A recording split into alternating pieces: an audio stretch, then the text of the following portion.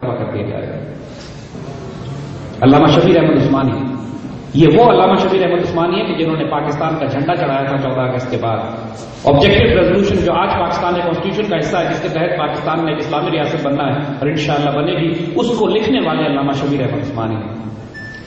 اور پھر مولانا اشرف علی خان بھی اپنی 1942-43 میں آپ کا انتقال ہو جاتا ہے۔ انتقال سے پہلے 1940 کے آس پاس اپنی بیوہ سے اپنی بیوی سے کہہ دیتے ہیں کہ مجھے تو اللہ کے فقیروں نے، ولیوں نے، درویشوں نے مشاہدات کے ذریعے بتا دیا ہے کہ 1947 میں پاکستان بن جائے گا۔ اگر میں اس وقت تک زندہ رہا تو ہم پاکستان جا کے رہیں گے، اگر میرا انتقال ہو گیا تو تم جا کے پاکستان میں آباد ہو جانا۔ اور ان کی بیوہ پاکستان بننے کے بعد لاہور تشریف لاتی ہیں، وہیں رہتی ہیں، وہ انتقال فرماتی ہیں۔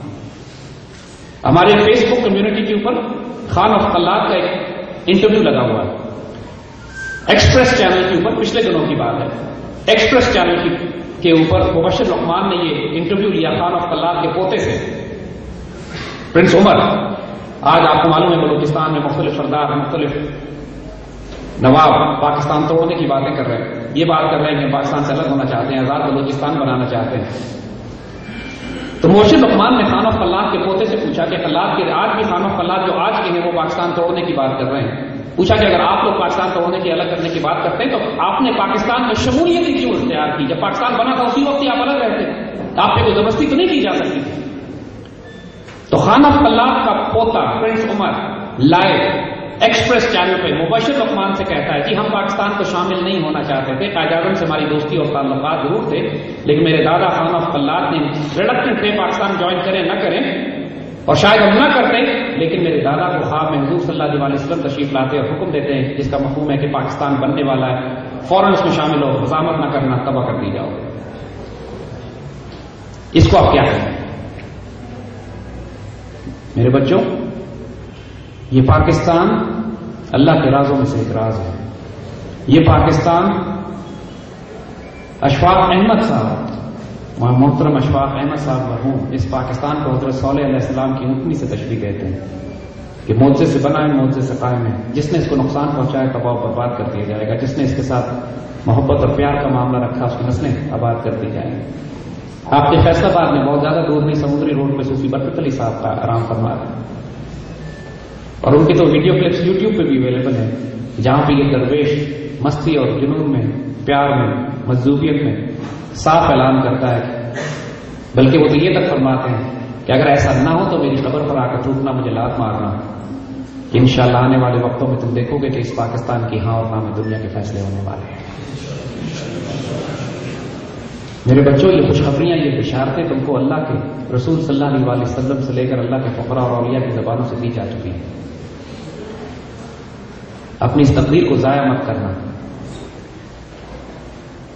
یہ سارا بیک گراؤنڈ پس منظر ہم نے آپ کو روحانی ڈائمینشن کا اس لیے دیا کہ جیو پالیٹکس میں جو کچھ آپ کو نظر آتا ہے، اس حقیقی دنیا میں جو کچھ آپ دیکھ رہے ہوتے ہو، اس کے پیچھے ایک بہت بڑی روحانی دنیا بھی بستی ہے، اور جب تک اس روحانی دنیا کے رازدار آپ نہ ہوں، اس وقت تک آپ کو اس آنے والی دنیا کے تمام حالات اور واقعات کا نہ علم ہی نہیں ہوتا، دوسرا آپ اس کا جز بھی نہیں بن پاتے۔ حضور صلی اللہ علیہ وسلم کی وہ خوبصورت بشارت یاد کرو جب آپ نے سراقہ سے فرمایا، وہ جو آپ ہجرت فرما رہے ہیں سیدنا ابوبکر صدیق رضی اللہ تعالیٰ عنہ کے ساتھ، اور آپ کو گرفتار کرنے کے لیے سراقہ آپ کے پیچھے آتے ہیں، ان کا گھوڑا گرتا ہے، تو حضور اس وقت سراقہ سے فرماتے ہیں، سراقہ تمہارا کیا حال ہوگا کہ جب کسرا کے کنگن، ایرانی بادشاہوں کے کنگن تم اپنے ہاتھوں میں پہنے ہوئے ہو۔ یعنی دوسرے لفظوں میں اس کی مثال اگر آج آپ سمجھنا چاہتے ہیں تو ایسی کہ میں کسی بچے سے ہم یہ کہیں کہ وہ وقت کیسا ہوگا کہ جب تم اوباما کی گھڑی اپنے ہاتھوں میں پہنے ہوئے ہو۔ ظاہر دیکھیں تو ناممکن لگتی ہے بات، کیسے ہو سکتا ہے کہ ہم امریکہ کو شکست دے کر رون بھی دیں، اوباما کو گرفتار بھی کر لیں، وہ بھاگ بھی جائے، فرار ہو جائے، اس کے گھڑی اتار لیں اور پھر لا کے اپنے کسی سپاہی کو دیں۔ دیکھنے میں ناممکن بات لگتی ہے اس وقت جب حضور خود جان بچا کے جارو تشریف لے جا رہے ہیں مدینے کے لیے، ابھی تو ریاست بھی نہیں بنی اسلامی، اور یہ بشارت یہ دی جا رہی ہے کہ تمہاری زندگیوں میں تم اس عمل کو کرو گے۔ اور حضرت عمر رضی اللہ تعالیٰ عنہ کے دور میں جب مسلمان فوجیں روکتی بھی چلی جاتی ہے ایرانی امپائر کو، اور وہ خزانے لائے جاتے ہیں، اس میں کسرا کے خزانے اس کے محل سے نکلتے ہیں، مدینہ پہنچتے ہیں، اور سیدنا عمر وہ کنگن اٹھا کر سراقہ کے ہاتھوں میں پہناتے ہیں کہ رسول اللہ نے تم سے اس وقت وعدہ کیا، اور سراقہ چیخیں مار مار کے روتے ہیں کہ اللہ کے رسول سچے۔ میرے بچوں، realise what you are going through right now. تاریخ اور تقدیر کے غلط طرف نہ چلے جانا. Be on the right side of history. جب جو ہونے والا ہے تمہیں اس کا جز بنایا جا رہا ہے, یہ نعمت تمہاری طرف بھیجی جا رہی ہے, اس سے انکار نہیں کرنا, اس کو رد نہیں کرنا, اس کی ناشکری مت کرنا.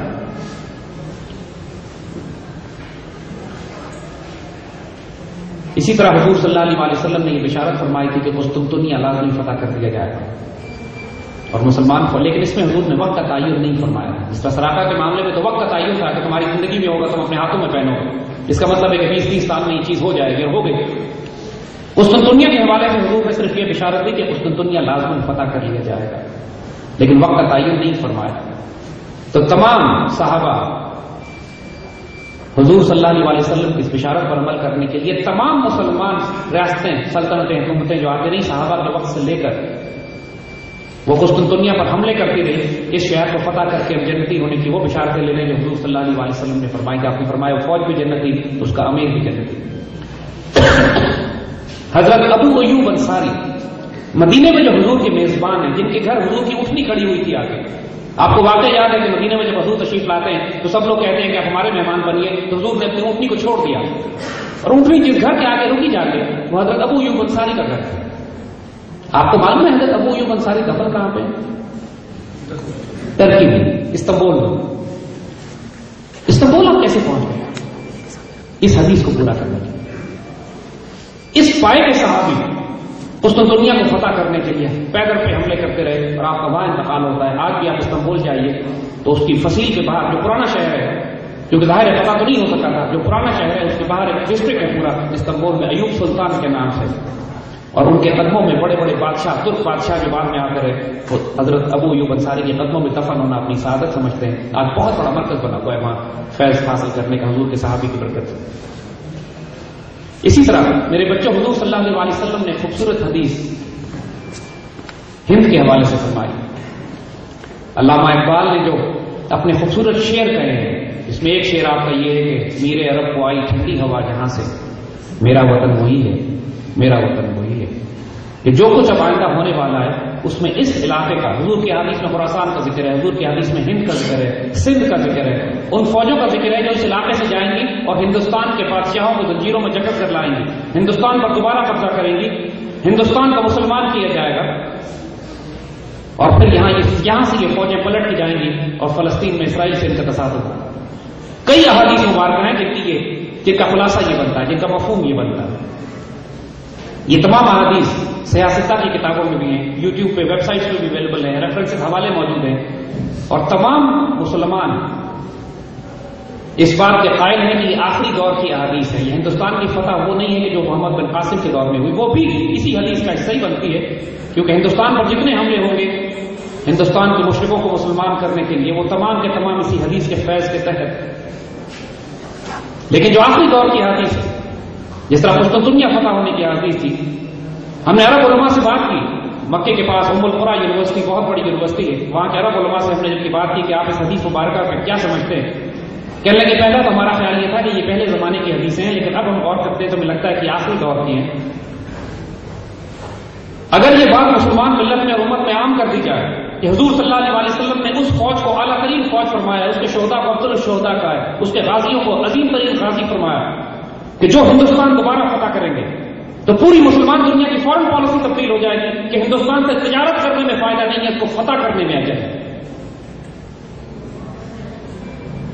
اور جب 900 سال تک ہمارے بزرگ فورن پالیسی بنا سکتے ہیں مغرب کی طرف, یورپ کی طرف, کانسٹینٹینوپل, قسطنطنیہ کو کیپچر کرنے کے لیے حضور کی اس حدیث پہ, تو ہم آنے والی نسلوں میں آج کے دور میں پاکستان کی نیشنل سیکورٹی پالیسی اس حدیث مبارکہ پہ کیوں نہیں بلڈ کر سکتے؟ جو خوش نصیبی اور بشارتیں لکھ دی گئی ہیں یہاں پر,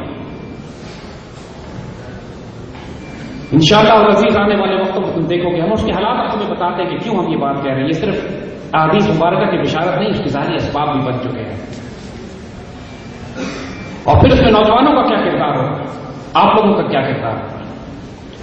آج پاکستان جس مقام پر پہنچا ہوا ہے, جب پاکستان بنا, دیکھو ان کی ذہنیت فرعون جیسی ہوتی ہے ہمارے دشمنوں کی.